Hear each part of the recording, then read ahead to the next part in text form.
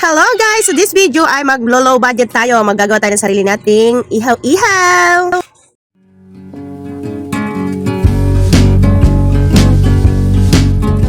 First of all, pa-shoutout po sa viewers natin dyan. Hello po sa inyo. Salamat po sa pagpili sa aking vlog o sa aking account o sa aking video today. So inuna ko na nga po itong oyster sauce.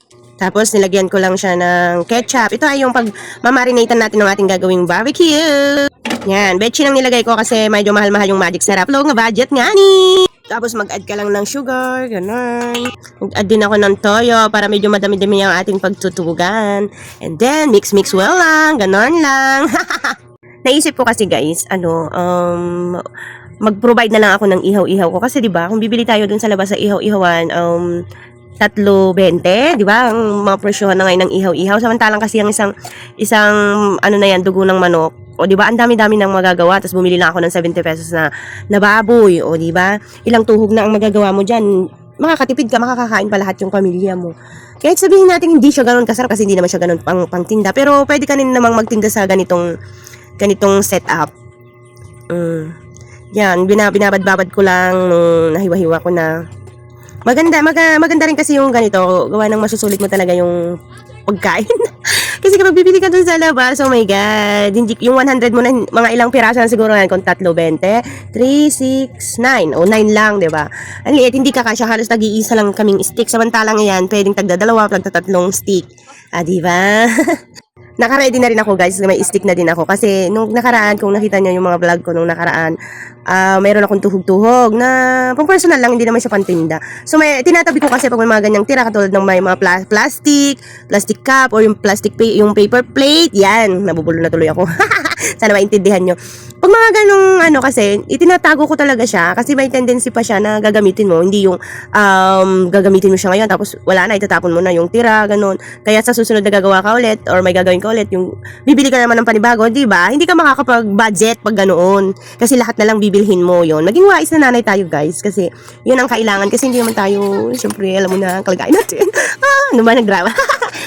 Hindi naman tayo ganun, hindi tayo mayaman para magtapon-tapon. Kailangan keep hanggang napapakinabangan ng isang bagay.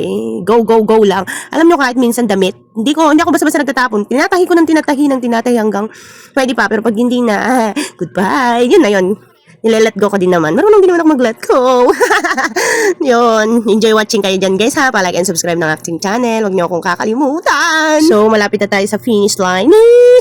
Parang barbecue din naman siya, oh guys. So, di ba, may sugar yan, may oyster sauce yan, may toyo yan, may asukal yan. Kompleto yan. Oh, alam nga namang hindi pa sasarap yan. Baka mas masarap pa ito sa ihaw-ihaw dyan sa labas ninyo. Huwag kang assuming girl.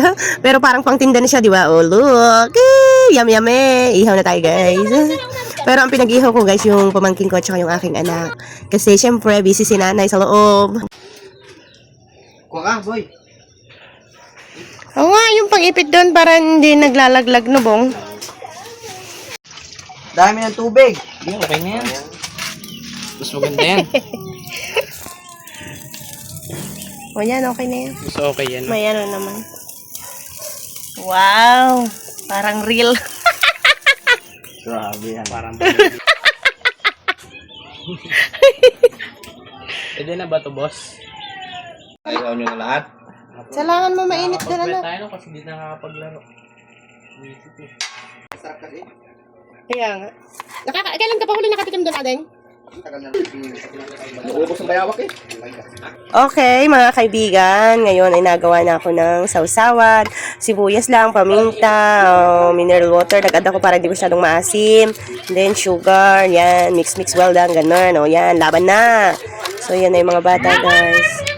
Eptihan na to, eptihan. Si Cedric, Paldo.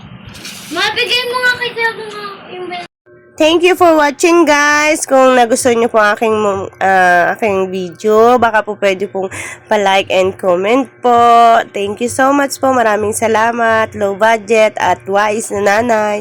The Risa Isang is here at your service. Bye-bye po. Thank you po. Thank you. Love you all.